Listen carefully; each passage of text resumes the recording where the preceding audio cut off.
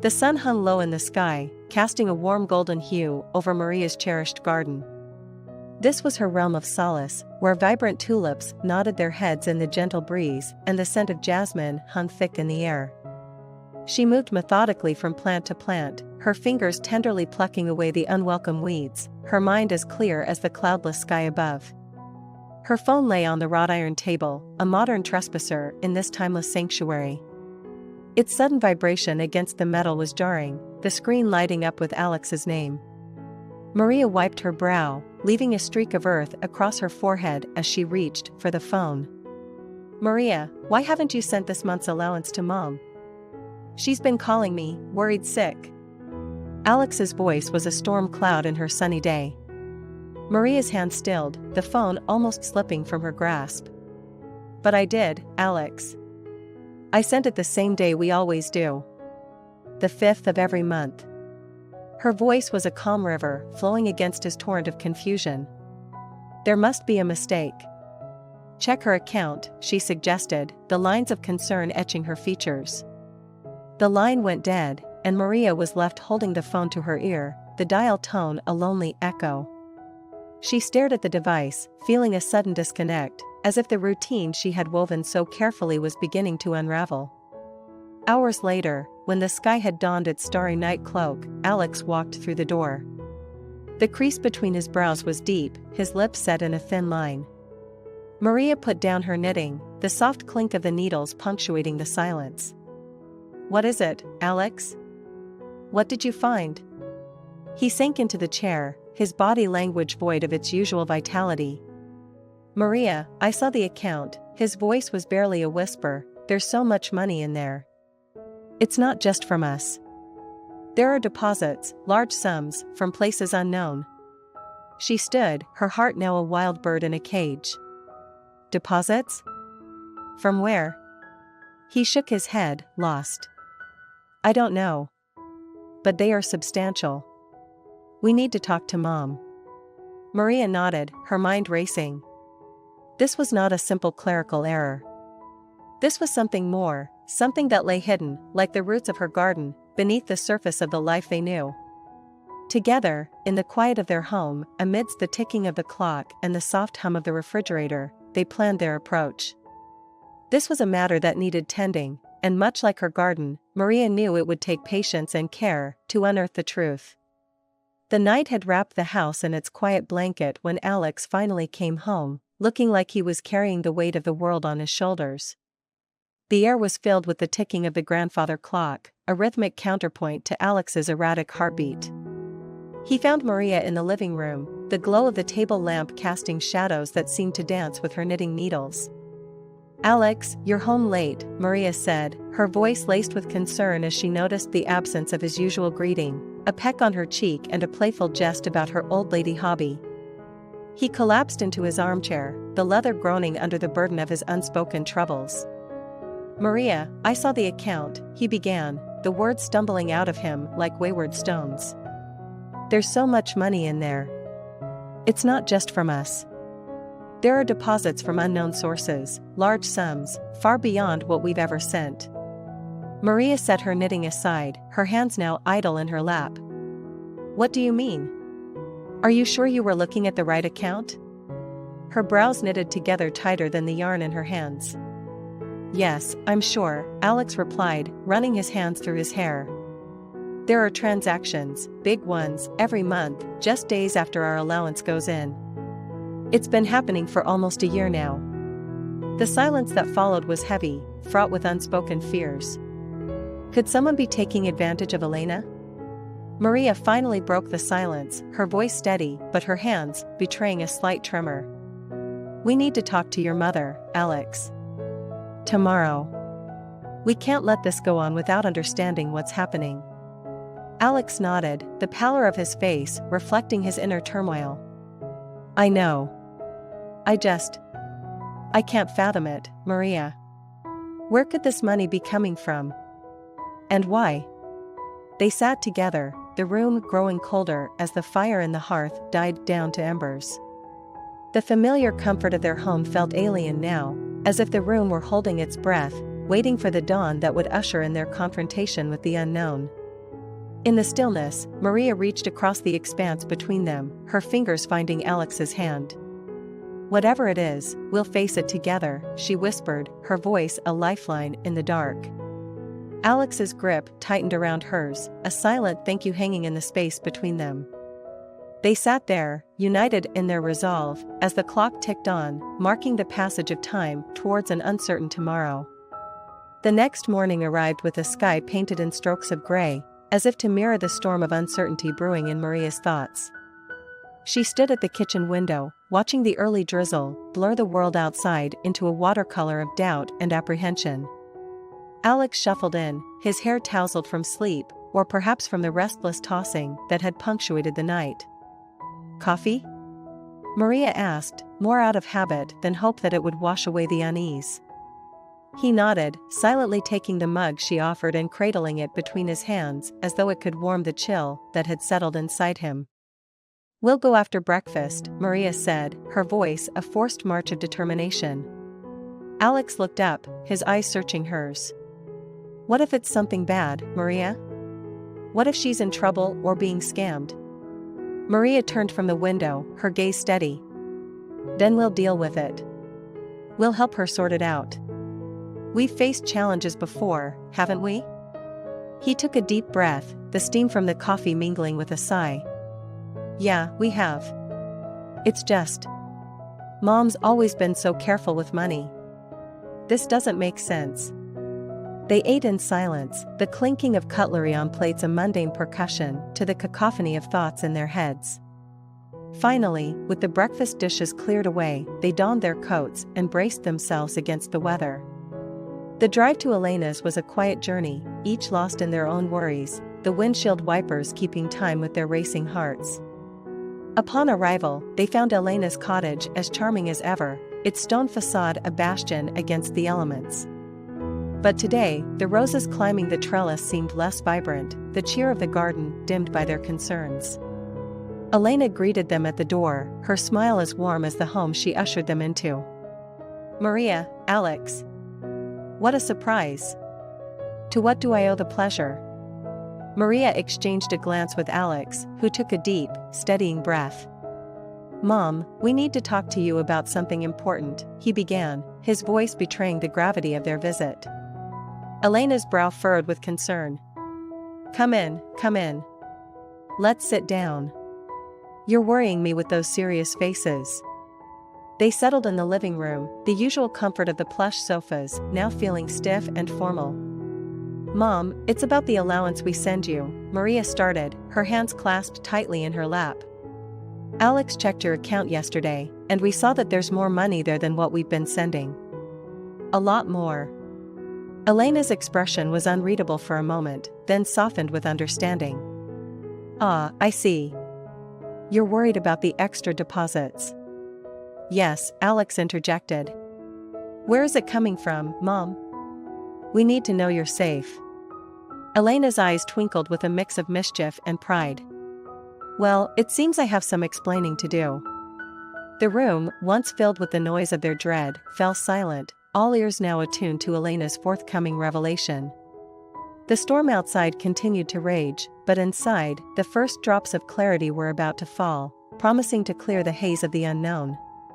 Elena led them to the sitting room, a place where countless family memories had been woven into the very fabric of the soft furnishings. Now, it was to be the stage for a revelation that none could have anticipated.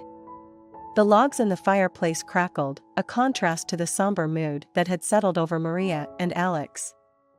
Elena perched at the edge of her favorite armchair, her hands folded in her lap, a Mona Lisa smile playing on her lips. "I suppose my little secret has finally come to light," she said, her voice a mixture of amusement and pride. Maria leaned forward, her curiosity piqued. "Elena, what secret?" Alex, his concern etched clearly across his brow, added, "Mom, you know you can tell us anything. We're here for you." Elena's eyes danced with the vitality of a woman half her age. "After your father passed, life became quiet. Too quiet. I needed something, a purpose. So, I ventured online and stumbled upon a group of spirited individuals who were in the twilight of their careers, just like me. She paused, her gaze flickering to the flames as if they were kindling for the story she was about to unfold. "And?" Maria urged gently, sensing there was more to the tale. "And," Elena continued, "we shared stories, experiences. I found out that there are young people out there, entrepreneurs, who are in dire need of the wisdom we've accumulated over the years." Maria and Alex shared a confused look. "But how does that explain the money?" Maria asked. Elena's smile widened. "Well, I began to mentor these young minds. I shared my knowledge from years of running the bookstore. Marketing, customer service, inventory management, you name it. But mentoring is one thing. Where does the money come in?" Alex pressed, his financial instincts kicking in. "Patience, my boy," Elena chided playfully. "As it turns out, some of these startups have become quite successful. And they were grateful. They insisted on sharing a bit of their success with me." Maria sat back, her mind reeling. "You mean to say they've been paying you?" "Not just paying," Elena corrected with a chuckle. "They call it investing in wisdom. And before you worry, I've checked every company with the Better Business Bureau, and all the transactions are legitimate." Alex, usually the skeptic, could only shake his head in wonder. "I can't believe it. You've been doing all this, and we had no idea." Elena reached out, taking their hands in hers. "I've always believed that age is just a number. It doesn't define what you can contribute to the world. And this," she gestured to the statements on the coffee table, "is my contribution." The room was warm, not just from the fire, but from the glow of respect and admiration that now filled it. Maria and Alex looked at Elena not just as a mother and mother-in-law, but as a woman who had single-handedly carved a new path in the autumn of her life, a path paved with the wisdom of years. As the revelation hung in the air, Maria watched the interplay of emotions across Alex's face: shock, disbelief, and then, slowly, admiration.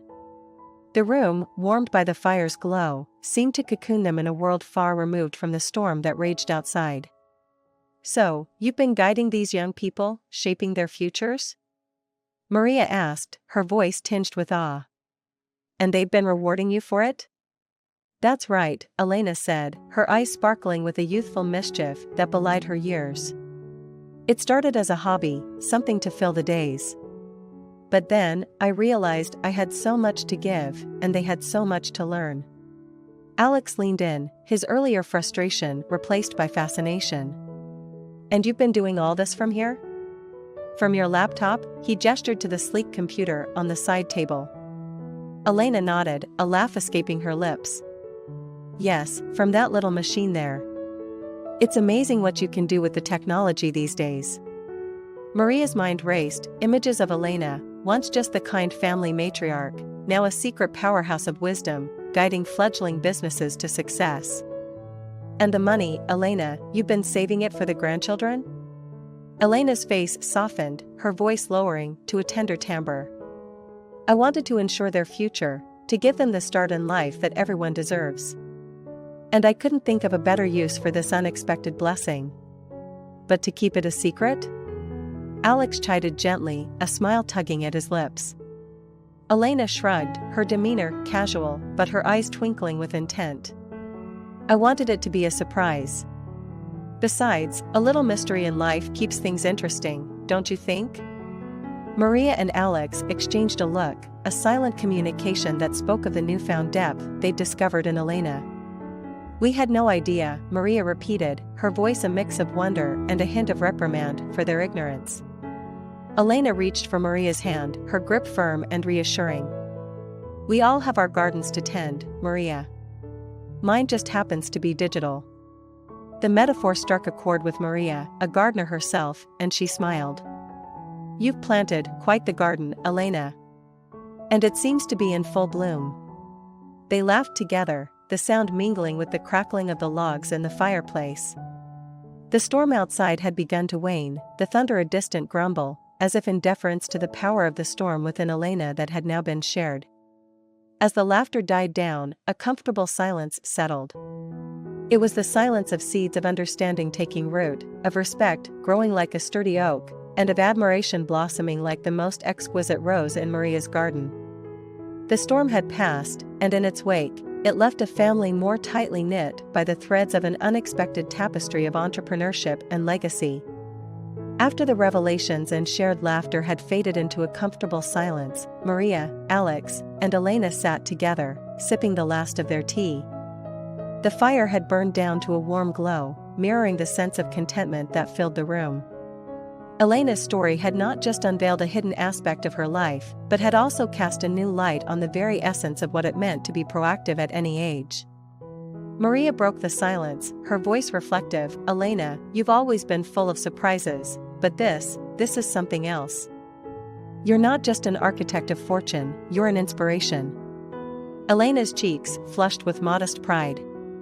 "Well, dear, life didn't come with instructions. When your father passed, I realized I could either sit in the shadows or become the light. I chose the latter." Alex, who had been listening intently, leaned forward. "Mom, I've always known you to be strong, but you've taken it to a whole new level. You've built something incredible here." Elena patted his hand, her eyes gleaming with a mixture of joy and wisdom. "Alex, my love, we're all capable of more than we think. Remember that in the business you're building. It's not just about the product, it's about the heart you put into it." Maria nodded, her mind already weaving the threads of this new knowledge into the fabric of her thoughts. "You're saving for the grandkids' education with this, it's the most beautiful gift." Elena smiled, a soft chuckle escaping her. "It's more than money for education. It's a lesson in seizing life, in making a difference. I want them to know their grandmother as someone who contributed, who stayed relevant and didn't let age define her capabilities." Alex stood, a renewed energy in his posture. "You've given us a lot to think about, Mom.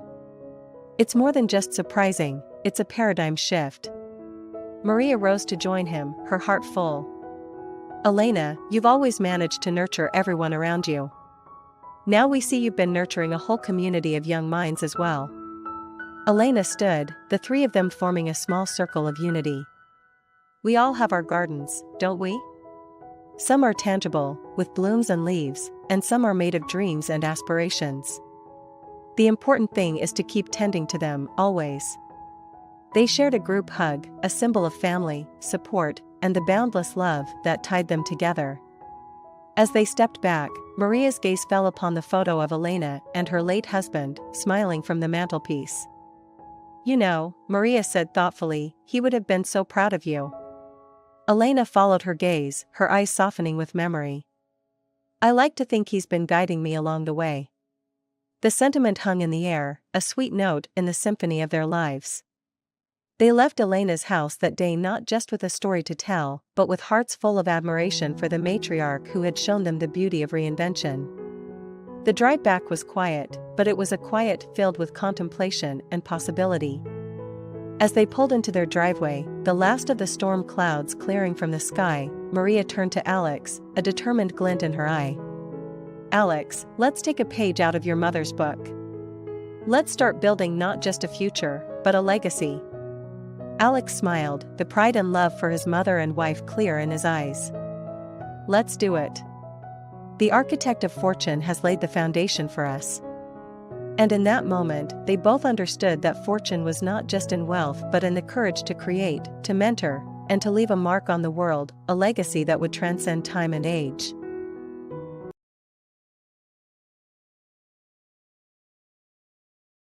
The evening had started like any other in our quiet suburb, with the gentle hum of daily life fading into the peaceful silence of night. I was carrying over a homemade lasagna to Mrs. Thompson, hoping to brighten the widow's solitary evening, when her frantic wave from the porch caught my attention.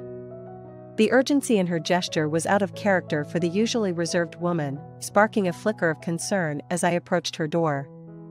The moment my foot crossed her threshold, Mrs. Thompson's hand clasped around my arm with a surprising strength. Her eyes, wide and filled with an imploring urgency, bore into mine. "You need to see this," she whispered, her voice a mixture of fear and determination. There was no room for questions. Her grip on my arm, firm and insistent, guided me into the dimly lit living room. The warmth of the lasagna dish contrasted sharply against the chill that started to settle in my heart. Without wasting a moment, Mrs. Thompson directed me to an old armchair facing the television. "Please, sit," she said, her voice barely above a whisper. I obeyed, the confusion and unease within me growing with each passing second. She turned on the television, the screen flickering to life to reveal a paused image that sent my heart into a stutter. It was Mark, my husband, looking back at me from the screen, his image captured in a moment that felt both intimate and alien. "Watch," Mrs. Thompson urged, her finger trembling as she pressed play. The video resumed, displaying a scene that seemed to unfold in slow motion. Mark was sitting in a cozy cafe, not the kind of setting one would associate with his usual business meetings. His demeanor was different, relaxed in a way that I rarely saw during his moments of unwinding at home. The woman sitting across from him was laughing, her hand reaching out to touch his arm in a gesture that felt painfully intimate. As the scene played out, a tightness formed in my chest, a mix of betrayal and disbelief. How could the man I shared my life with, the man I trusted more than anyone else, be the same person in this video? Mrs. Thompson paused the video, turning to face me. Her expression was somber, her eyes reflecting a deep sorrow. "I didn't mean to pry," she began, her voice quivering. "But that's my niece, and she believes Mark is her fiancé." The room seemed to spin as her words sank in. My mind raced, trying to piece together this impossible puzzle. "But, how? Why?" I stammered, my voice barely recognizable to my own ears. "I'm so sorry," she said, her voice breaking. "I had to tell you. I thought it was a mistake at first, but then I saw them together, heard him call her by that pet name, the one you mentioned once." The reality of the situation hit me like a tidal wave, leaving me gasping for air in its wake. The man I believed I knew, the life we built together, all of it was now under question. "Why, Mark? Why would you do this to us?" I whispered to the empty room, the question hanging unanswered in the air. Mrs. Thompson moved to sit beside me, her presence a small comfort in the storm of emotions. "People hide their true selves sometimes, dear," she said softly, her hand finding mine, offering a solace that seemed so out of reach.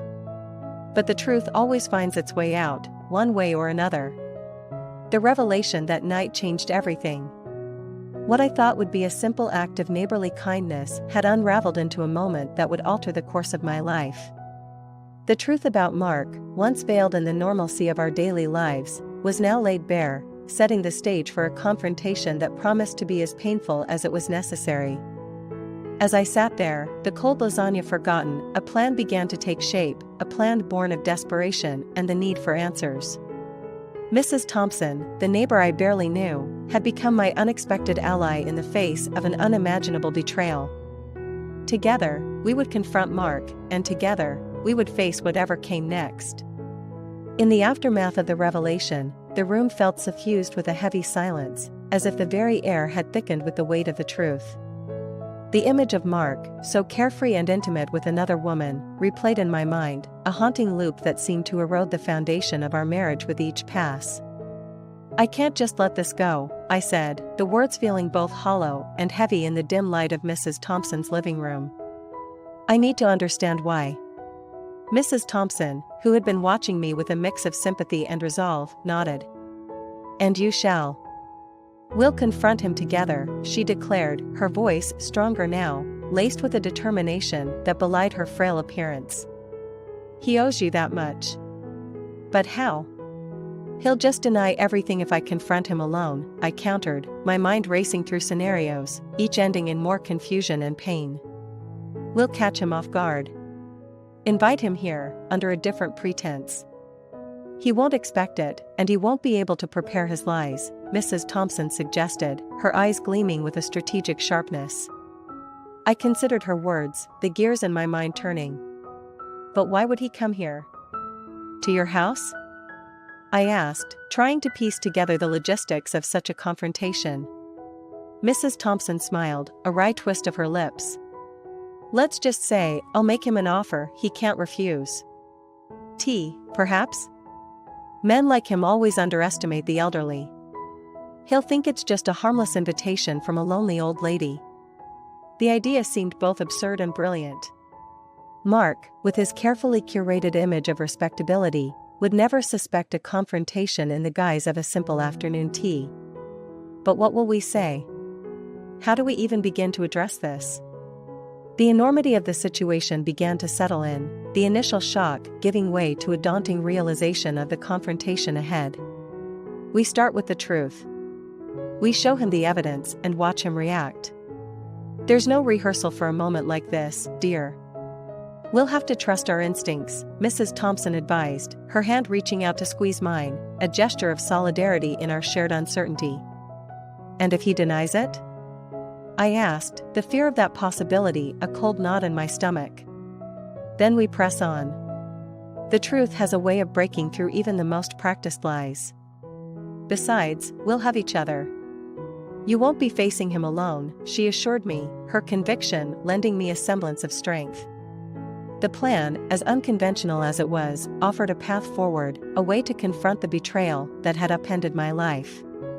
The thought of facing Mark, of demanding answers, was terrifying, yet the alternative, a life of doubts and lies, was unthinkable. We'll need to be careful, plan every detail.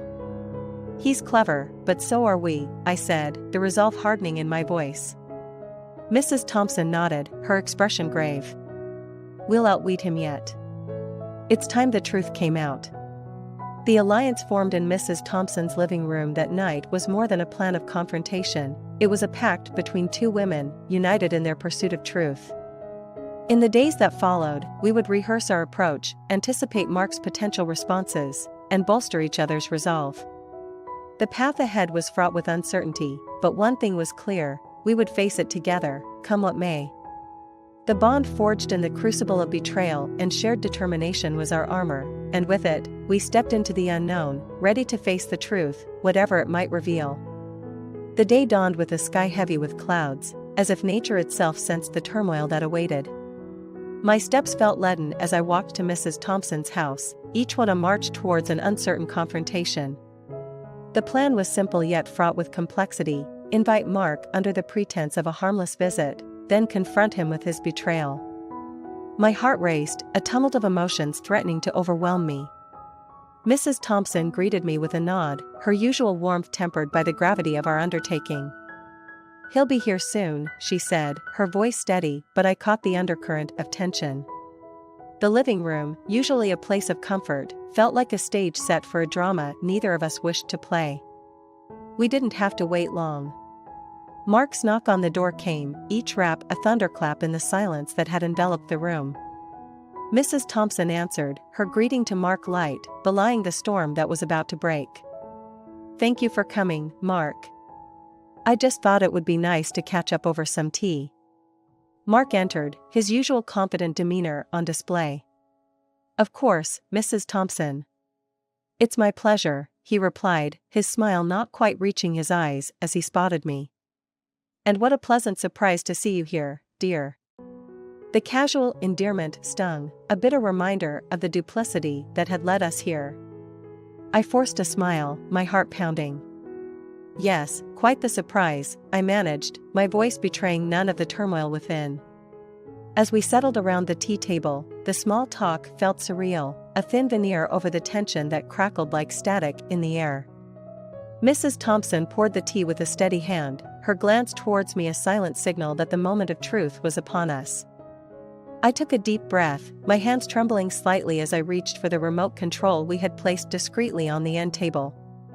The television flickered to life, the image of Mark and the other woman at the cafe filling the screen. His face paled, his eyes darting from the screen to me, then to Mrs. Thompson. What is this?" he stammered, the mask of composure slipping. "This is you, isn't it, Mark?" With another woman, laughing, touching, betraying, I said, my voice stronger than I felt. "How long has this been going on?" Mark's eyes flickered with panic, his gaze settling on me as if seeing me for the first time. "I can explain," he began, the words tumbling out in a rush. "It's not what it looks like." "Not what it looks like?" I echoed, incredulity sharpening my tone. It looks like betrayal. It looks like lies. Mrs. Thompson interjected, her voice firm. Mark, we deserve the truth. All of it. How could you do this to her? He faltered, the certainty with which he had entered the room now eroded by the weight of his secrets laid bare. I was lost, he admitted, his voice barely above a whisper. I didn't mean for any of this to happen. It started as something simple, a distraction, but it grew into something I couldn't control. The words hung in the air, a confession that offered no comfort, only the confirmation of the depth of his deceit. The silence that followed was heavy, filled with the shattered pieces of trust and the realization that the man I had loved was a stranger. Why? The question was a whisper, laden with the pain of betrayal and the ache of unspoken dreams shattered. Mark looked down, unable to meet my gaze. I don't know, he murmured, the inadequacy of his answer a final blow. The confrontation had laid bare the truth, but it offered no solace. The man I had shared my life with, had trusted with my heart, had been leading a double life, the depth of his betrayal now undeniable. The path ahead was unclear, the future once imagined together now irrevocably altered. In the aftermath of the revelation, one thing was certain, the journey to healing would be mine to make, a journey towards rediscovering trust, strength, and ultimately, myself. The room was suffused with a silence so thick it felt almost tangible, broken only by the soft hum of the television still displaying the evidence of Mark's infidelity. The air was heavy with the aftermath of his confession, each word a nail in the coffin of the life I thought we had built together. Mark's admission hung between us, a chasm that seemed insurmountable. I was lost, he had said, but the words offered little in the way of explanation or solace. They were a testament to his betrayal, a betrayal that had unraveled in the quiet of Mrs. Thompson's living room, under the guise of a simple tea. I didn't mean for any of this to happen, Mark continued, his voice a mix of remorse and desperation. It started out innocently enough, a conversation, a laugh. But it spiraled from there. And you didn't think to stop? To think of me, of us? I asked, the pain sharpening my words. Mark's eyes met mine, and in them, I saw a mixture of regret and something else, fear. I did, every single day. But by then, it felt like I was in too deep. I thought I could keep it separate from our life, that it wouldn't affect us. How could you be so selfish? The question was rhetorical, born out of a hurt so deep it seemed to echo around the room. Mrs. Thompson, who had been a silent witness to our exchange, spoke up. Mark, do you have any idea of the damage you've caused? Not just to your wife, but to your entire family?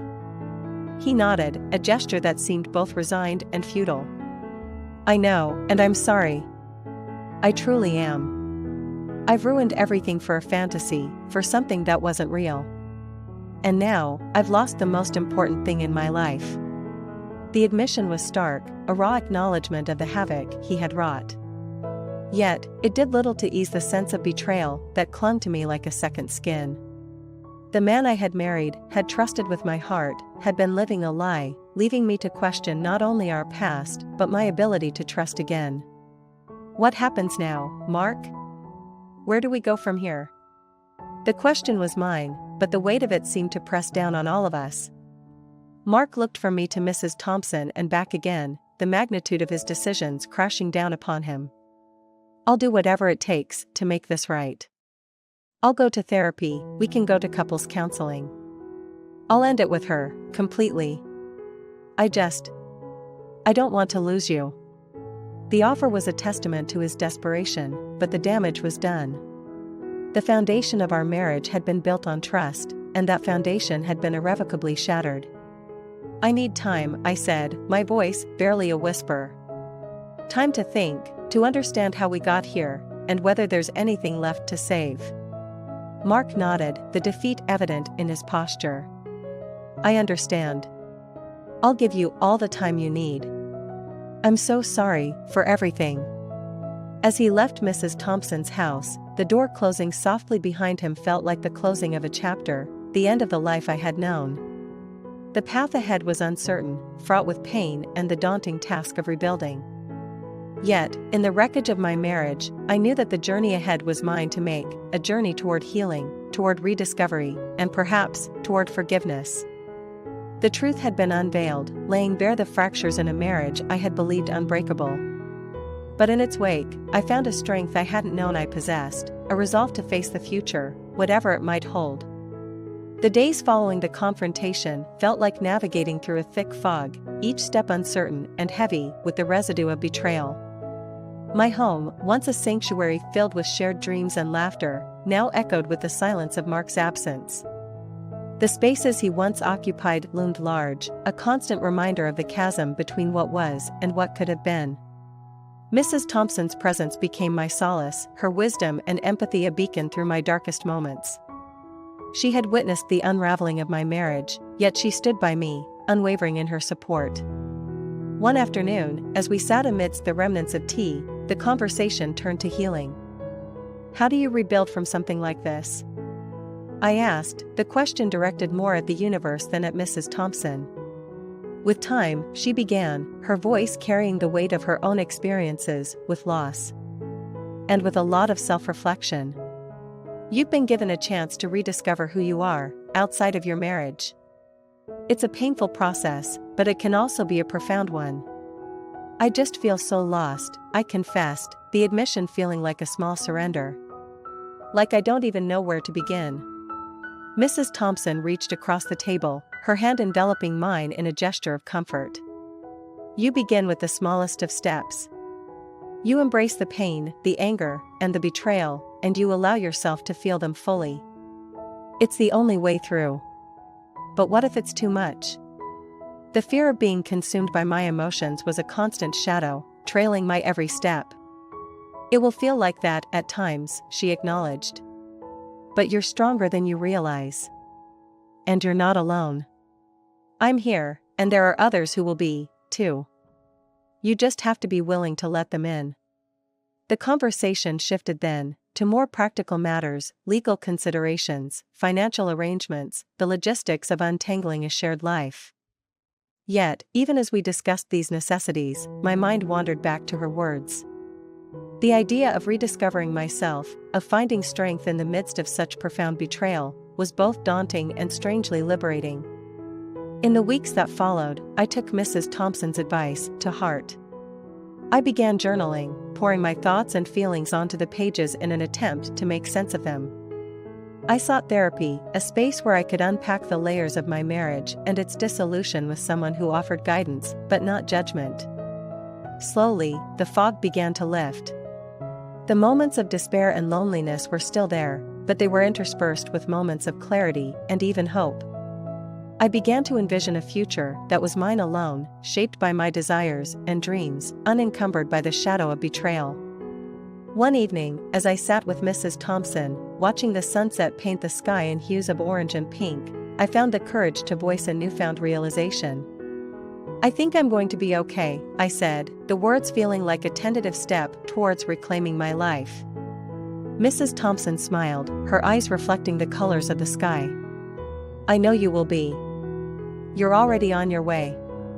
The aftermath of Mark's betrayal was a journey marked by pain, but it was also a journey of self-discovery. With each day, I moved closer to understanding not just the depth of my own resilience, but the importance of allowing myself to feel, to heal, and ultimately, to grow. The path ahead was still uncertain, but for the first time since the revelation, it felt like a path I was ready to walk, armed with the lessons of the past and the hope for a future defined by my own terms. As the seasons changed, so did the landscape of my heart. The raw wounds of betrayal began to heal, leaving scars that spoke of survival and strength rather than of defeat. Mrs. Thompson's house, once a place of revelation and confrontation, had become a haven of healing and growth. Our meetings, initially filled with plans of confrontation and discussions of pain, had gradually shifted towards conversations about hope and the future. One crisp morning, as the first signs of spring breathed life into the world around us, I found myself sitting across from Mrs. Thompson, a sense of resolve stirring within me.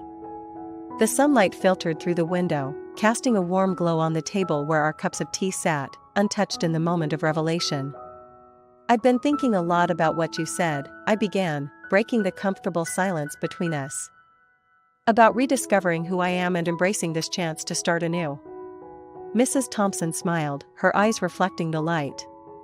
"And what have you discovered?" she asked, her voice gentle, encouraging. "I've realized that I've been given a rare opportunity," I said, the words flowing with more confidence than I felt. "An opportunity to redefine my life on my own terms, to pursue the dreams I had set aside for the sake of my marriage."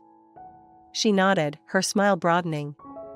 "That sounds like a beautiful realization. Do you have any idea where you'll start?" A laugh escaped me, a sound of lightness that felt foreign yet welcome. "I'm going to travel," I declared, the decision feeling right in a way few things had since the betrayal. "I've always wanted to see the world, to experience cultures different from my own. It's something I put off for too long." "Traveling is a wonderful way to open your heart and mind," Mrs. Thompson agreed. "It sounds like the perfect first step on this new journey of yours." The conversation drifted then to destinations and dreams, to the practicalities of solo travel and the excitement of unknown adventures. For the first time in months, I felt a spark of genuine excitement, a flicker of anticipation for what lay ahead.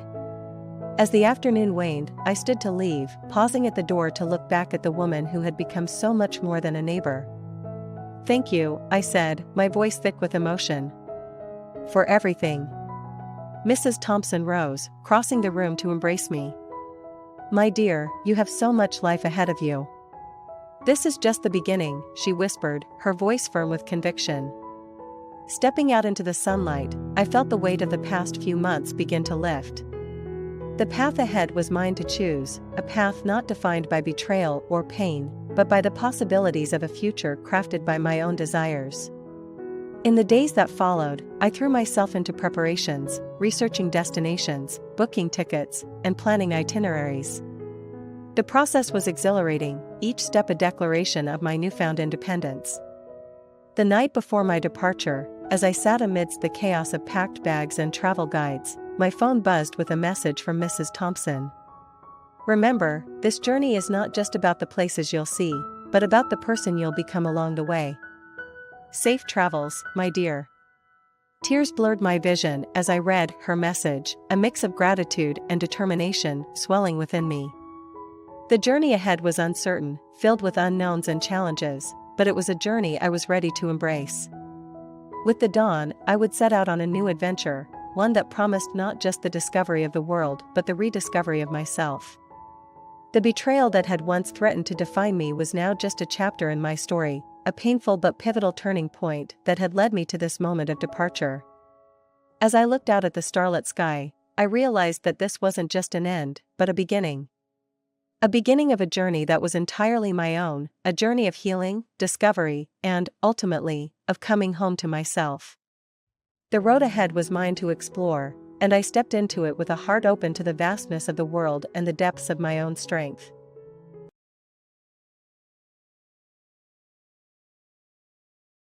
Evergreen, with its idyllic streets and close-knit community, had always felt like a cocoon, shielding its inhabitants from the storms of the outside world. Daniel and I, with our seemingly perfect life, were often regarded as the embodiment of this serene existence. Our home, a charming Victorian at the heart of town, was the physical manifestation of our love, or so I believed. That fateful Thursday, the rain whispered secrets against the window panes, secrets that seemed intent on revealing themselves. Daniel had left early for work, his mornings increasingly consumed by urgent meetings that left little room for goodbye kisses or shared breakfasts. The loneliness of the house felt more pronounced in his absence, a silent testament to the growing distance between us. In search of a distraction, I ventured into Daniel's study, a space that was uniquely his, filled with the musky scent of old books and the faint hint of his cologne. It was here, amidst the clutter of his desk, that I found the envelope, an unassuming thing that contained the unraveling of our life together. The divorce papers, stark and unyielding, named Cassandra as the reason for the dissolution of our marriage. Her name, once a mere whisper in the corridors of our home, now screamed betrayal from the pages. The realization hit me like a physical blow, leaving me gasping for air in the suffocating silence of the room.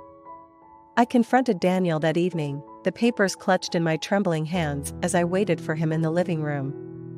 The sound of his key turning in the lock was a prelude to the storm that was about to break. "Daniel," I began, my voice steady despite the turmoil within. "What is this?" I thrust the papers towards him, watching as his face transformed from surprise to resignation. He sighed, running a hand through his hair, a gesture of frustration I had come to know well. "I was going to tell you," he said, avoiding my gaze. "Cassandra and it just happened. I didn't plan for it." "How long?" The question was a whisper, laden with the weight of our shared history, of promises made and now broken. "Months," he admitted, finally meeting my eyes. "I'm sorry, I truly am. But this, it hasn't been right for a long time."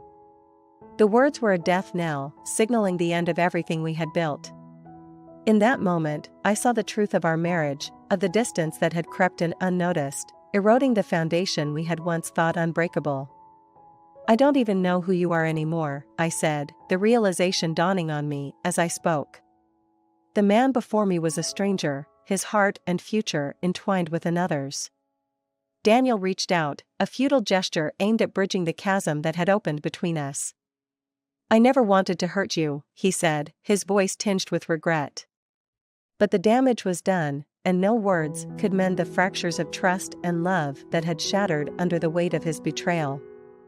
That night, under the cover of darkness, I left the home that was no longer mine, driven by a desperate need to escape the ruins of my life.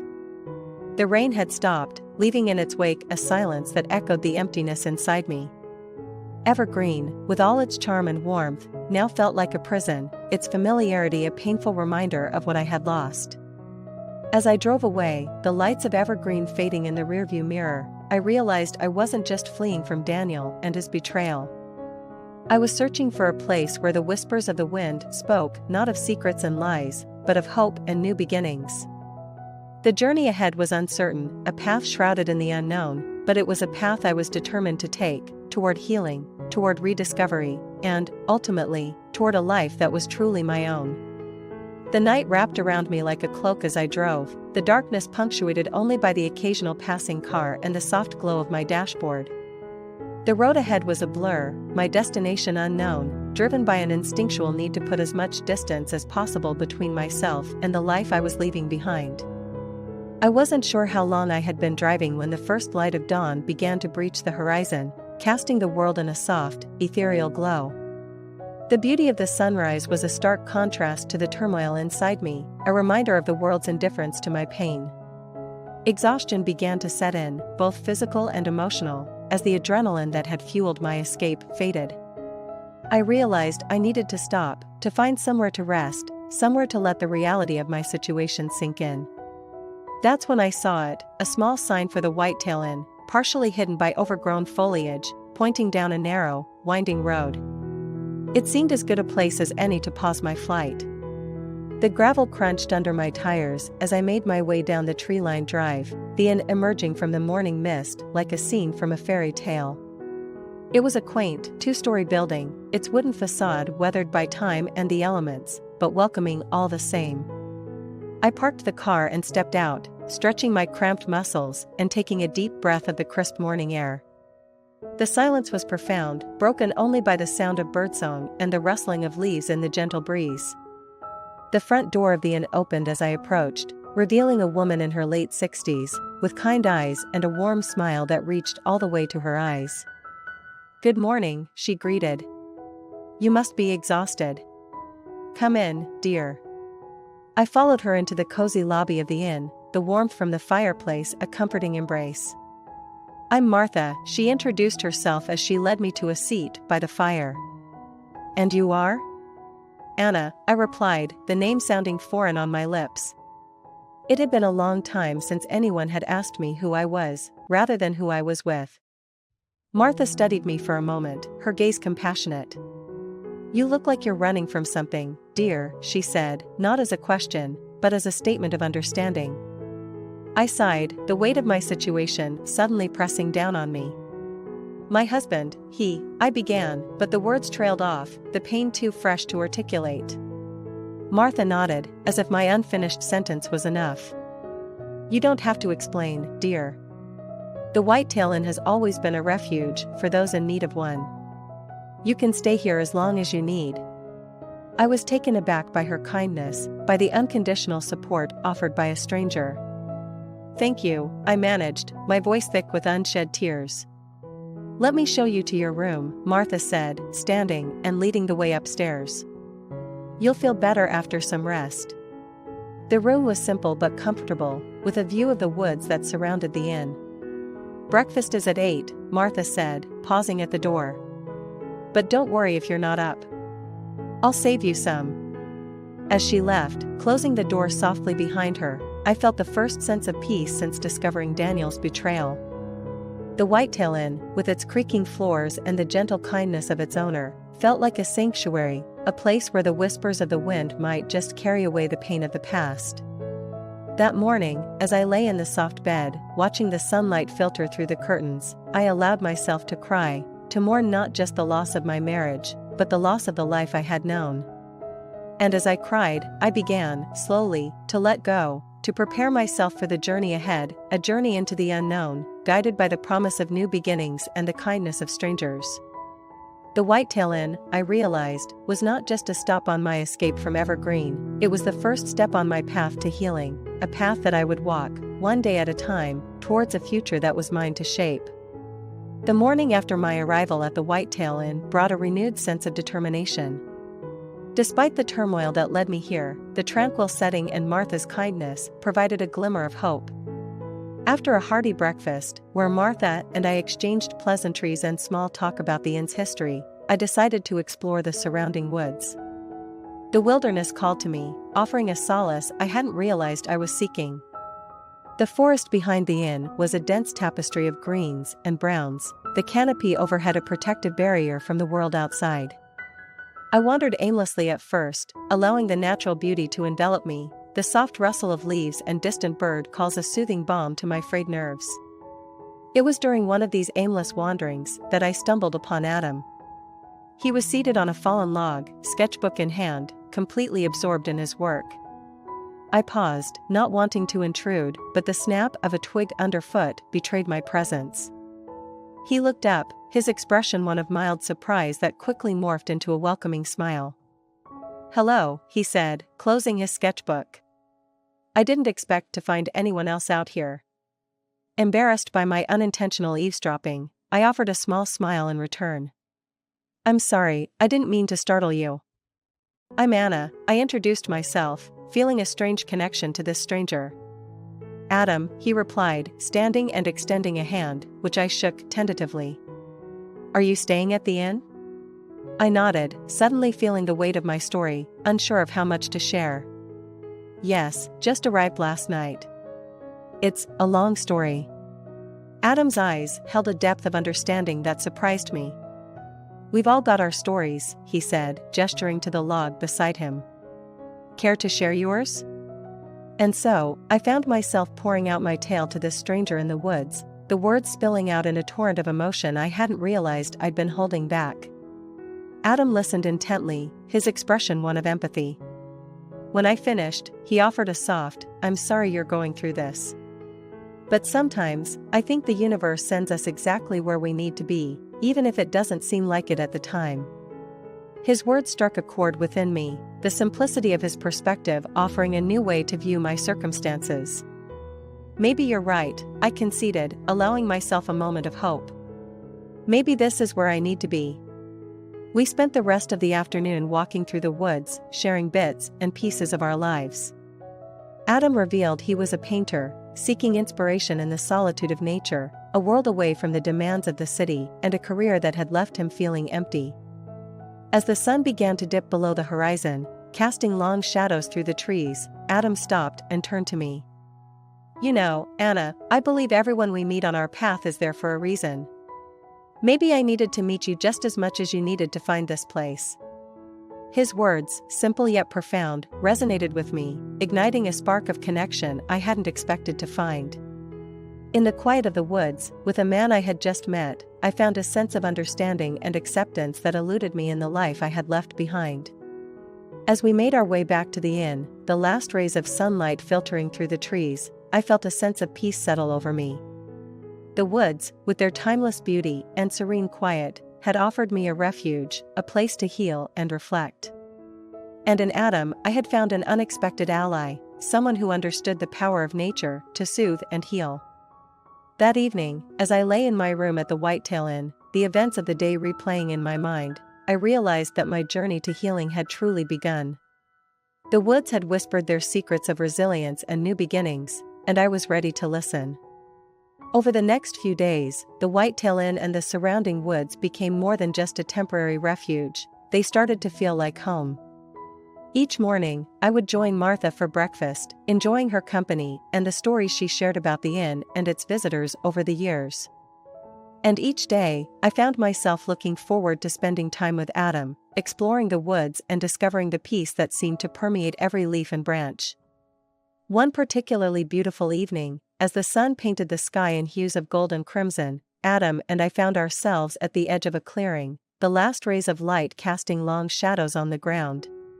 We sat in comfortable silence, watching as the day gave way to night. "It's beautiful, isn't it?" Adam broke the silence, his voice soft, reflective. "Nature has a way of putting everything into perspective." I nodded, my eyes still fixed on the horizon. I never realized how much I needed this peace. It's like I'm hearing myself think clearly for the first time in years. Adam turned to me, a gentle smile on his lips. Sometimes, we get so caught up in the noise of our lives that we forget the music of our own souls. It takes a place like this to remember. His words resonated with me, stirring something deep within. I used to think home was a place, I mused aloud. Now, I'm not so sure. It feels more like a feeling. Like being at peace with yourself and the world around you. That's a beautiful way to put it, Adam replied. Home isn't just where you live, it's where you're understood. As we made our way back to the inn, our conversation drifted to our dreams and aspirations, the things we held dear, and the paths we wanted to take moving forward. It was during this walk that I realized how much I had changed since arriving at the Whitetail Inn. The betrayal and pain that had driven me here were still part of my story, but they no longer defined me. The following morning, I awoke to find a sense of clarity I hadn't felt in a long time. After breakfast, I sought out Martha, finding her in the garden, tending to her flowers. "Martha," I began, unsure of how to express the gratitude I felt. "I want to thank you for everything. This place, it's been a sanctuary for me." Martha straightened up, wiping her hands on her apron as she turned to face me. "My dear, seeing you begin to heal is thanks enough. This inn has always been a place of refuge, and I'm glad it could be that for you." I hesitated, the decision I had been pondering now at the forefront of my mind. "I've been thinking a lot about what you said, about the inn needing someone to carry on its legacy. I believe I want that person to be me." Martha's eyes lit up, a mixture of surprise and joy evident in her expression. "Are you sure, Anna? It's a big responsibility, running an inn." I nodded, more sure of this than I had been of anything in a long time. "I am. This place, it's helped me find a part of myself I thought was lost. I want to give others the same opportunity to heal and find peace." Martha embraced me, her hug warm and encouraging. "Then I can't think of anyone better suited for the task. We'll have a lot to discuss and plan, but I have no doubt you'll make the Whitetail Inn thrive." As we parted, a sense of purpose filled me, a realization that my journey here was just beginning. The Whitetail Inn, with its creaking floors and warm fires, was not just a place of refuge, it was a place where new beginnings were born, where the whispers of the wind carried promises of hope and healing. And in that moment, I knew I had found my new rhythm, a harmony with the world around me that I had never experienced before. The future was uncertain, but it was a future I looked forward to with anticipation and hope, ready to embrace whatever came my way. As the days melted into each other, the Whitetail Inn and its surrounding wilderness became a sanctuary for my battered heart. Each morning, I awoke to the gentle symphony of nature, a reminder that life, despite its trials, continued with relentless beauty. My conversations with Adam deepened, his presence a comforting constant in the landscape of my healing. One such morning, after a night of restless thoughts, I found a note from Martha slipped under my door. The elegance of her handwriting hinted at the importance of its content, urging me to join her for breakfast. Curiosity piqued, I dressed quickly and made my way downstairs. Martha was already at the table, a spread of homemade scones, fresh fruit, and steaming coffee laid out before her. The morning light filtered through the windows, casting a warm glow on the wooden surfaces of the inn's cozy dining room. "Good morning, Anna," Martha greeted, her eyes twinkling with an unspoken excitement. "Please, have a seat." I joined her, the aroma of the coffee a welcome embrace. "Good morning, Martha." "This looks wonderful," I said, gesturing to the breakfast before us. Martha poured us each a cup of coffee before sitting back, her gaze thoughtful. "Anna, I've been meaning to talk to you about something," she began, her tone serious yet tinged with warmth. I nodded, a flicker of apprehension stirring within me. "Of course, Martha. What's on your mind?" She took a deep breath, her hands clasping together on the table. "I've watched you these past few weeks, seen the changes in you. This place, the inn, it has a way of healing people, of giving them space to find themselves again." I listened, touched by her observation, unsure where this was leading. Martha continued, "I'm getting older, Anna. Running this inn has been my life's joy, but it's time for me to retire, to pass the baton to someone who can breathe new life into its walls." I felt a pang of sadness at the thought of Martha leaving the inn without her kind presence unimaginable. She reached across the table, placing a hand over mine. "I want you to consider taking over the Whitetail Inn, Anna. I believe you're the one to carry its legacy forward." The offer left me speechless, a whirlwind of emotions and thoughts colliding within me. "Martha, that's..." I don't know what to say. "I'm honored, but I'm not sure I'm the person for this." "Why not?" Martha pressed gently. "You have a way about you, a warmth and understanding that people gravitate towards. You've seen firsthand how this place can heal. Imagine being able to offer that to others." I pondered her words, the weight of the decision pressing down on me. The inn had become a refuge, a place of healing for my own wounded heart. Could I really step into Martha's shoes, offer that same sanctuary to others? "Think about it, Anna," Martha said, standing to clear the table. "You don't have to decide right now. But know that I wouldn't offer this if I didn't believe in you." The rest of the day passed in a blur, Martha's offer echoing in my mind. I found myself wandering the trails behind the inn, lost in thought. It was there that Adam found me, sitting by the stream, the murmur of the water a soothing backdrop to my tumultuous thoughts. "You look miles away," Adam remarked, taking a seat beside me. I smiled wryly. "Just pondering my future." He nodded, understanding. "Martha's offer?" I was surprised. "You know about it?" Adam chuckled. "Martha doesn't keep many secrets from me."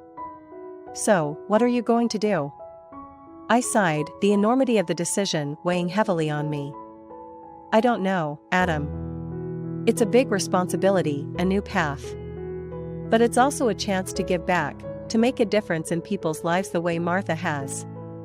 Adam looked at me, his eyes earnest. "Sometimes, the most unexpected paths lead us to where we're meant to be. You have a gift, Anna. This could be your way of sharing it with the world." His words, full of faith and encouragement, offered a new perspective. Perhaps this was my calling, my chance to forge a new identity, to turn my pain into purpose.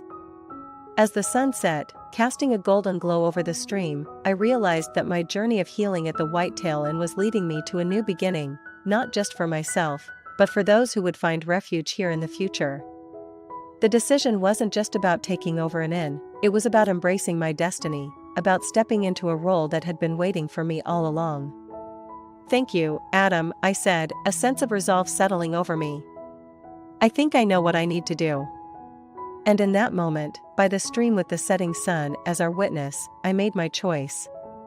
I would take Martha's offer, step into the unknown, and breathe new life into the Whitetail Inn, continuing its legacy of healing and hope. It was a daunting path, but one I knew I was meant to walk, guided by the whispers of the wind and the strength of my own healing heart. The days following my decision to accept Martha's offer were a whirlwind of activity and emotions.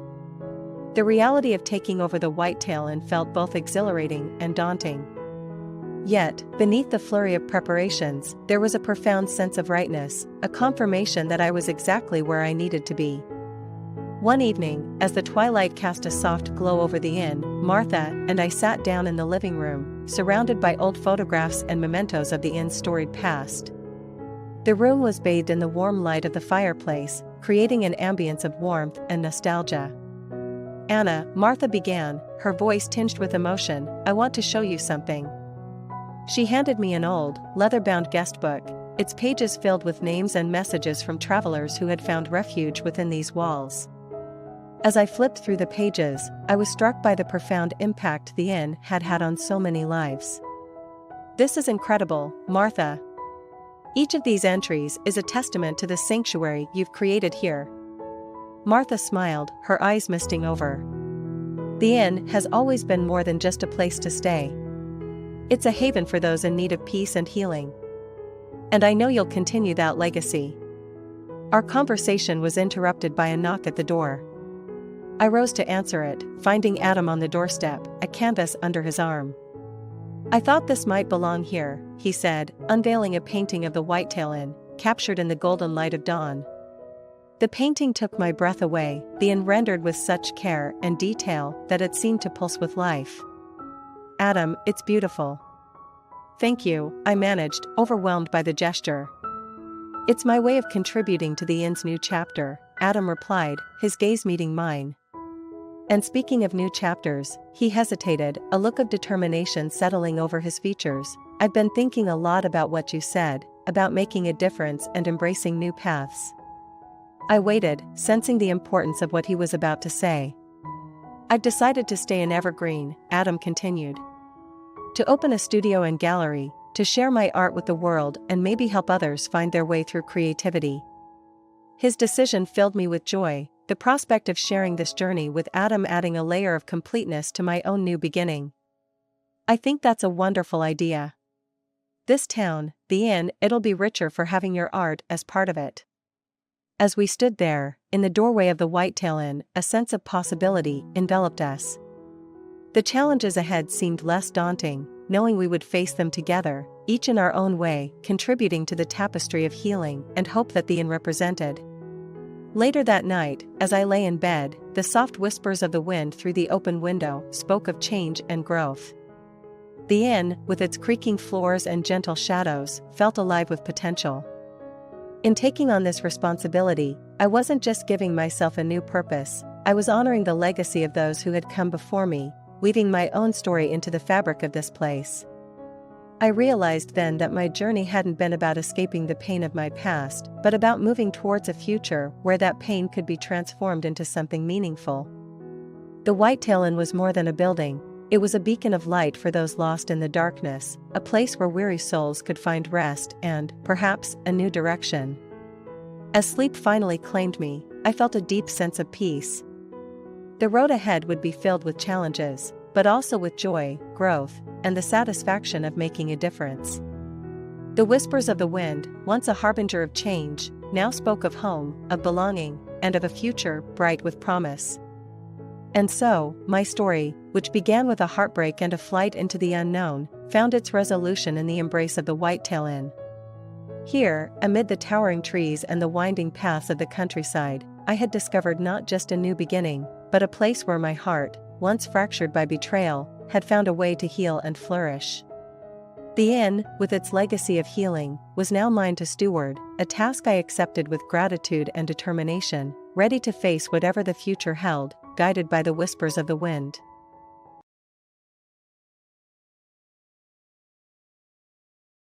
The day Alex asked to meet at our usual cafe felt like any other.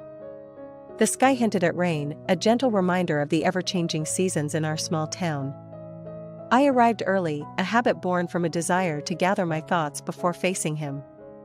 The cafe, with its familiar warmth and the comforting smell of coffee, offered a semblance of peace. Alex arrived shortly after, his presence disrupting the calm. "Leah, thanks for coming on such short notice," he began, his voice betraying a hint of unease. I nodded, folding my hands on the table, bracing myself. "What's this about, Alex? Is Mia okay?" The concern for our daughter was immediate, overshadowing the remnants of bitterness between us.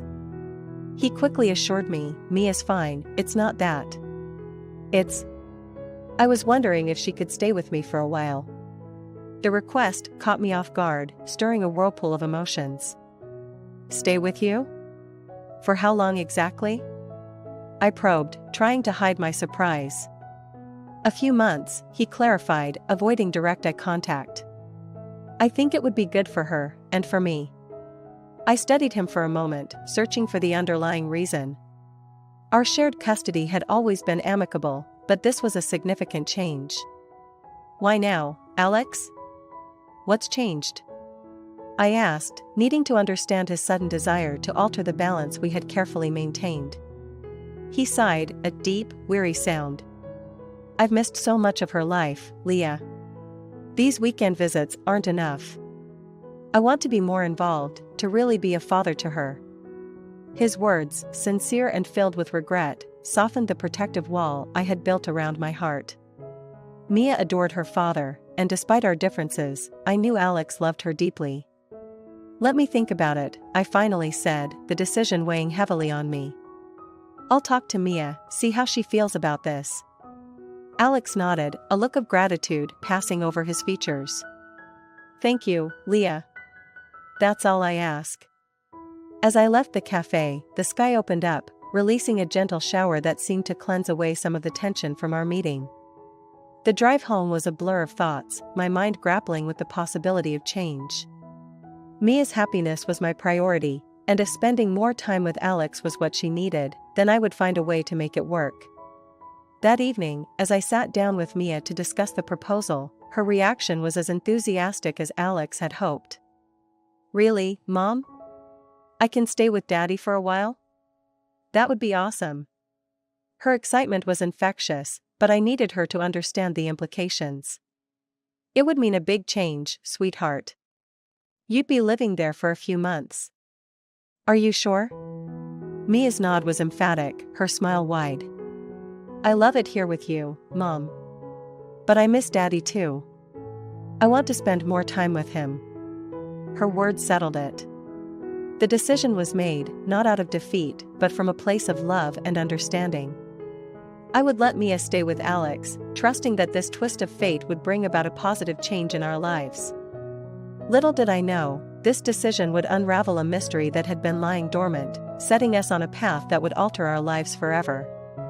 Mia's transition to living with Alex for a few months was smoother than I had anticipated. Their days were filled with activities, and every evening, Mia would share stories of her adventures with Alex. It was during one of our nightly phone calls that Mia's discovery came to light. "Mom, guess what I found in the attic today?" Mia's voice was bubbling with excitement through the phone. "What did you find, sweetie?" I asked, smiling at her enthusiasm. "A big, old photo album with pictures of Dad when he was young. And there's this lady with him in almost all the photos. She's really pretty. Dad looked so happy." Mia's tone shifted to curiosity. I felt a pang of curiosity mixed with an unexpected twinge of jealousy. "Did your dad say who she was?" I probed gently, not wanting to make Mia feel uncomfortable. Mia's response was quick. "Yeah, I asked him. But he just got all quiet and said it was someone from a long time ago. He didn't want to talk about it." Her words piqued my interest. Alex had never mentioned anyone from his past during our marriage. "Mia, can you bring the album next time you come over? I'd love to see it." "Sure, Mom. There are so many pictures. It's like a treasure," Mia exclaimed, her previous enthusiasm returning.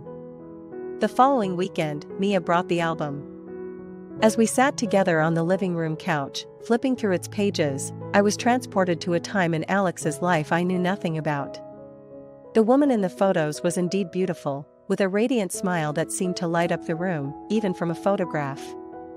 Mia said you didn't tell her much about this woman, I mentioned, trying to keep my tone neutral as I pointed to a picture of the two of them laughing together.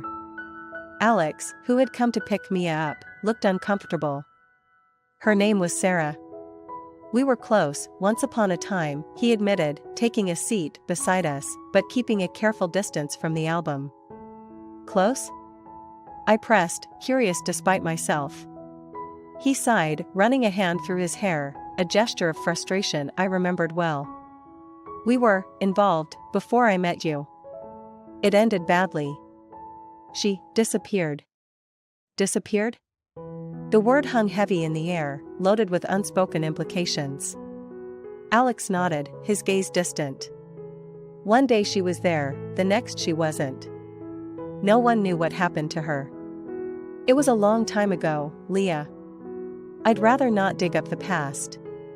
But the past, it seemed, had a way of making itself known. Seeing the photographs, hearing the pain in Alex's voice, reignited a spark of curiosity in me. Here was a part of Alex's life, a part of his heart, shrouded in mystery. Mia, honey, why don't you go pack up your things? I suggested, wanting a moment alone with Alex. Once Mia was out of earshot, I turned to Alex. This woman, Sarah, she meant a lot to you, didn't she? Alex met my gaze, his usual guarded demeanor faltering. Yes, she did. But Leah, why does this matter now? Because Mia found these photos, Alex. And because I think everyone deserves to know their story, even if it's a difficult one. Maybe it's time to find out what really happened to Sarah. Alex looked torn, a war of emotions playing across his face. Finally, he nodded. Maybe you're right. But where do we even start? I smiled, a plan already forming in my mind. Let's start at the beginning. Together, we'll find out what happened to Sarah. As we embarked on this unexpected journey, I couldn't shake the feeling that we were about to unravel a mystery that would change everything. Little did I know how right I would be. The decision to delve into Sarah's disappearance wasn't one we took lightly. The mystery that had remained unsolved for years was about to be reopened, and with it, a chapter of Alex's life he had long tried to forget. Yet, there was a palpable sense of determination between us, a shared resolve to unearth the truth. On a cloudy Saturday morning, Alex and I sat across from each other at my kitchen table, surrounded by old newspapers, journals, and a laptop open to a search engine. The task ahead seemed daunting, but the need for answers propelled us forward. Where do we even start? I asked, breaking the silence that had settled over us. Alex ran a hand through his hair, a gesture of uncertainty. I've been thinking about that. Maybe we should start with her friends, the people she was close to back then. If anyone knows something, it might be them. It was a logical first step. Do you have any of them in mind? I inquired, reaching for a notepad to jot down any leads. Yeah, there was Jenna, her best friend. And Mark, they worked together at the bookstore downtown. Alex's voice grew stronger as he named them, the memories coming back to him. I noted the names, aware of the delicate task of reaching out to them after so many years. Okay, I'll look them up, see if I can find contact information. As I typed the names into the search engine, Alex leaned over, pointing at the screen when Jenna's social media profile appeared. That's her, he confirmed, a hint of nostalgia in his voice. I sent Jenna a carefully worded message, explaining who we were and why we were reaching out. Then, we moved on to Mark, finding an email address associated with a local business.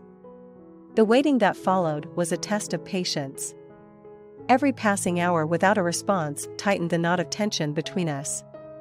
It wasn't until late afternoon that my phone chimed with a notification. It was a message from Jenna. Alex? It's Jenna. I got your message. It's been so long. I never thought I'd hear about Sarah again, I read aloud, the words feeling surreal. Alex leaned in, his expression a mix of hope and apprehension.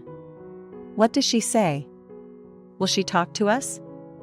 She's agreed to meet us tomorrow morning at the cafe downtown, I replied, a wave of relief washing over me. The next morning, we found Jenna waiting for us at the cafe, her appearance barely changed from the photos we had seen. After initial pleasantries, we dove into the reason for our meeting. Jenna, we're trying to find out what happened to Sarah. Anything you remember could help, Alex said, his voice steady but tinged with emotion. Jenna sighed, a shadow crossing her features. I've always wondered, after she disappeared, it was like she was just erased. People moved on, but I couldn't. Sarah was planning to leave town, did you know that? Alex shook his head, the information clearly new to him. Leave town? Why? She was scared, Jenna continued, her voice dropping to a whisper. She said someone was threatening her, making her life hell. But she wouldn't tell me who. A week later, she was gone. The revelation was a bombshell, casting a new light on Sarah's disappearance. The notion that she had been threatened changed everything, suggesting her decision to leave wasn't voluntary. Did she mention anything else? Any clue about who might have been threatening her? I pressed, aware of how vital any piece of information could be. Jenna shook her head, regret etched on her face. I wish I knew more. Sarah was private about her fears. But I always suspected. Suspected who? Alex interjected, leaning forward. Jenna hesitated, then sighed. Mark. They had a falling out not long before she vanished. He was obsessed with her. The mention of Mark, a name we had come across in our initial search, felt like a piece of the puzzle clicking into place. Our next step was clear. We needed to find Mark and uncover his connection to Sarah's disappearance. As we left the cafe, the sky had cleared, but the path ahead seemed clouded with more questions than answers. Yet, with each step, we were determined to piece together the mystery of Sarah's fate, unaware of the twists and turns that awaited us. The morning air was crisp, carrying the promise of revelations as Alex and I approached the bookstore where Mark now worked. The quaint shop, nestled between a cafe and a boutique, seemed an unlikely place for answers to a mystery that had lingered for years. Are you ready for this? I asked Alex, noting the tension in his posture as we stood outside the store. He nodded, a determined glint in his eye. Let's find out the truth. Inside, the bookstore was a labyrinth of shelves, each aisle a whisper of stories untold. We found Mark behind the counter, his appearance much changed from the photographs we had seen. Time had etched lines into his face, and his eyes held a wariness that piqued my curiosity. Mark? I'm Alex, and this is Leah. We need to talk to you about Sarah, Alex said, his voice steady but carrying an undercurrent of apprehension. Mark's reaction was immediate, his eyes widening in recognition before darting away, a clear sign of discomfort. Sarah? That's a name I haven't heard in a long time. What about her? We're trying to find out what happened to her. Jenna mentioned you two had a falling out before she disappeared, I interjected, watching his reaction closely. Mark sighed, a deep, resigned sound, and motioned for us to follow him to a more private corner of the store. Yes, we had a disagreement. It was a difficult time. But I had nothing to do with her disappearance. Jenna suggested you were obsessed with Sarah. That you might have been threatening her, Alex pressed, the accusation hanging heavily in the air. Mark's face flushed with anger, or perhaps guilt, it was hard to tell. Obsessed? That's ridiculous. I cared about Sarah, yes, but I would never harm her. You have to believe me. His denial was vehement, but something in his tone suggested there was more to the story. If you cared about her, then help us. Tell us everything you know. Any detail could help us understand what happened to her, I said, hoping to appeal to his better nature. Mark looked between us, conflict evident in his gaze. Finally, he relented, his shoulders slumping in defeat. All right. Sarah was scared, that much was true. She said someone was sending her threatening messages, but she wouldn't tell me who. I tried to help, but she pushed me away. His words added another layer of complexity to the puzzle. Do you have any idea who might have been sending those messages? Alex asked, his voice softer now, recognizing the pain in Mark's admission. I don't. I always suspected someone from her past, someone she knew before she moved here. But she never confirmed it, Mark admitted, a note of sorrow in his voice. The conversation with Mark left us with more questions than answers. The identity of the person threatening Sarah remained a mystery, a shadow that loomed large over our quest for the truth. As we left the bookstore, the weight of our discovery hung between us. Sarah's fear, Mark's denial, and the unknown sender of the threatening messages formed a complex web we were determined to untangle. Where do we go from here? Alex asked, the frustration evident in his voice. I pondered for a moment, the pieces of the puzzle swirling in my mind. We need to dig deeper into Sarah's past, find out who she was before she met you. There has to be a clue somewhere. Our journey into the past was far from over. Each step revealed hidden facets of Sarah's life, drawing us closer to the truth. Yet, the path was fraught with uncertainties, the outcome unpredictable. But one thing was clear, we were committed to uncovering the truth, no matter where it led us. The mystery of Sarah's disappearance, once a dormant chapter in Alex's life, was now an unfolding story that promised to change everything. The lead from Mark about Sarah's fear and the unknown threats she faced propelled us deeper into the mystery of her disappearance. The next step was to delve into Sarah's past, to uncover the roots of the fear that drove her into hiding. Alex and I decided to visit Sarah's hometown, a small, picturesque place that seemed untouched by time. Our goal was to speak with anyone who might have known Sarah before she vanished.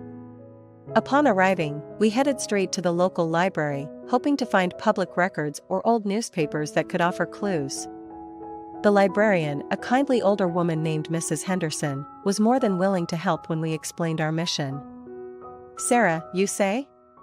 The poor girl who disappeared all those years ago? What brings you looking for her now? Mrs. Henderson asked, peering at us over her glasses with a mix of curiosity and concern. Alex took the lead, his voice tinged with emotion. She was very important to me, Mrs. Henderson. We're trying to find out what happened to her. Mrs. Henderson nodded, understanding in her eyes. Follow me, then. We keep old newspapers in the archives. Maybe you'll find something there. The archives were a treasure trove of history, each newspaper a snapshot of the past. We spent hours poring over articles, until a small piece about a local drama club caught our eye. Sarah had been mentioned as a lead in their annual play, a detail that seemed innocuous until we read further. The article hinted at an offstage drama, a love triangle, that had the town whispering. This could be something, I murmured, tapping the article. Maybe one of the people involved in this love triangle was the one sending her threats. Alex nodded, his brow furrowed in thought. Let's find out who else was in the club. They might be able to tell us more. Our inquiry led us to a woman named Emily, a former drama club member who had been close to Sarah. We found her at a cozy cafe in the heart of town, where she agreed to meet us after some initial hesitation. Sarah was my friend, Emily began, stirring her coffee nervously. When she disappeared, it was a shock to all of us. But if I'm being honest, I wasn't entirely surprised. Why not? I asked gently, sensing we were about to uncover a significant piece of the puzzle. Emily sighed, a look of sadness crossing her face. Because of Daniel. He was obsessed with Sarah, wouldn't take no for an answer. When she started seeing someone else, he didn't take it well. Daniel? Alex echoed, confusion evident in his voice. Do you mean Mark?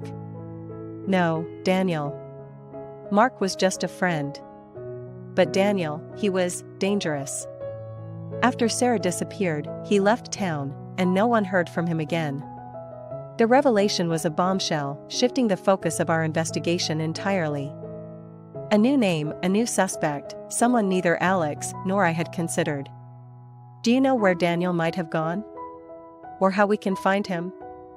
I asked, the urgency clear in my voice. Emily shook her head, her expression apologetic. I'm sorry, I don't. After he left, it was like he vanished into thin air. We left the cafe with heavy hearts, the weight of Emily's revelations hanging over us. Daniel, a name that had never come up in our search, was now the key to unraveling the mystery of Sarah's disappearance. As we drove back, the silence between Alex and I was filled with unspoken fears and questions. The past, it seemed, was darker and more complex than we had imagined. Leah, Alex finally said, breaking the silence, I had no idea about any of this. Daniel, the threats, it's all news to me. I know, Alex, I replied, placing a reassuring hand on his. We're in this together. We'll find the truth, for Sarah's sake. The journey into Sarah's past had taken an unexpected turn, unveiling secrets that had been buried for years. The mystery of her disappearance, once a distant tragedy, was now a tangible presence in our lives, guiding us towards a truth that promised to change everything.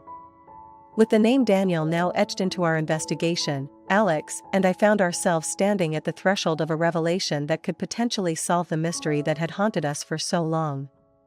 The drive back from Sarah's hometown was filled with a palpable tension, our minds racing with the implications of Emily's disclosures. That name, Daniel, it never came up before, not in any of our talks about Sarah, Alex said, breaking the silence that had enveloped us since we left the cafe. I know, I replied, my mind a whirlwind of thoughts. It's like he was a ghost, leaving no trace behind except for the memories of those who knew him and feared him. The following days were consumed with trying to trace Daniel's steps after he left town. Our efforts led us to a private investigator who specialized in cold cases. Explaining our situation, we hoped he could shed some light on Daniel's whereabouts after he vanished. Daniel, the investigator, a grizzled man named Hank, mused as he sifted through the information we provided. Disappearing without a trace isn't as easy as it sounds. There's always something left behind. Let's see what we can find. Hank's confidence was reassuring, offering a glimmer of hope in what felt like an endless tunnel. Days turned into weeks as he delved into the past, following the scant leads that had emerged from our conversation with Emily. Then, one afternoon, as autumn began to paint the world in shades of gold and crimson, Hank called us into his office. I found something, he announced without preamble, his expression serious. Alex and I exchanged anxious glances before focusing on Hank, our breaths held in anticipation. Daniel changed his name after he left town. Moved across the country and started anew. But, Hank paused, letting the weight of his next words sink in, he passed away 5 years ago. Car accident. The news was a shock, a final twist in the winding path we had followed. Daniel, the missing piece of the puzzle, could no longer answer the questions that had tormented us for so long. But that's not all, Hank continued, his tone indicating there was more to the story. Before he died, Daniel wrote a letter. To whom, it's unclear, but it was found among his possessions. It's confessional. He handed us a copy of the letter, the words blurring before my eyes as I tried to comprehend their meaning. Daniel confessed to his obsession with Sarah, to the threats he made in a misguided attempt to win her back. But most shockingly, he confessed to confronting Sarah the night she disappeared, to an argument that spiraled out of control, leading to unintended tragedy. I never meant to hurt her, the letter read, Daniel's remorse seeping through the words. In my madness, I thought I could make her love me. But I only brought her harm. I've lived with this guilt every day, haunted by the ghost of what I've done. The revelation was a gut punch, the final piece of the puzzle slotting into place with a bitter click. Sarah's fate, a mystery that had lingered in the shadows, was now painfully clear. We took the letter to the police, the evidence compelling enough to reopen the case.